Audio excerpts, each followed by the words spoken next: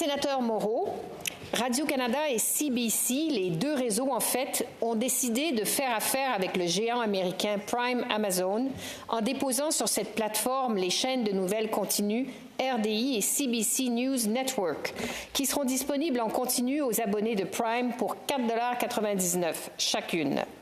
Selon le ministre québécois Mathieu Lacombe, cela n'a aucun sens.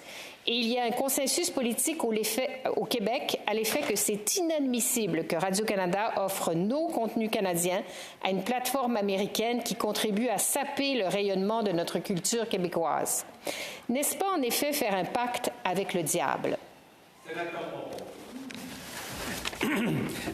Ma compréhension, sénatrice Méville-Deschênes, c'est que RDI et CBC sont des chaînes par abonnement qui doivent être distribuées.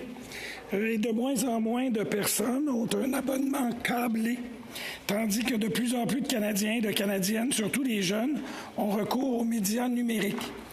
J'écoutais ce matin la vice-présidente de Radio-Canada qui expliquait que la décision de la Société d'État était basée sur le fait qu'elle souhaitait que la diffusion des contenus, tant francophones qu'anglophones, donc CBC ou RDI, soit disponible à travers le Canada, à travers même des communautés qui n'avaient pas accès au contenu de RDI et CBC News Network parce qu'ils n'étaient pas câblés.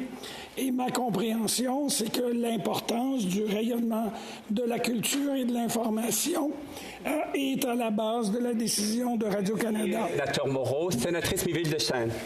Mais vous n'avez pas quand même un petit sursaut, un petit malaise face à cette décision d'affaires?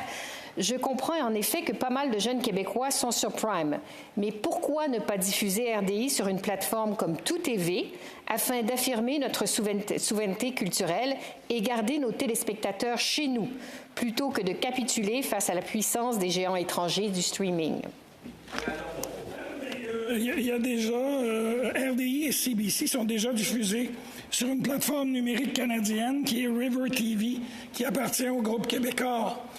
Ma compréhension est que ce que l'on cherche à obtenir, c'est un plus large auditoire et c'est l'entièreté du contenu de RDI qui est diffusé et que cette situation-là relève d'ententes commerciales qui sont constamment en négociation et la vice-présidente de Radio-Canada disait ce matin qu'il y avait des négociations avec d'autres diffuseurs également. Merci.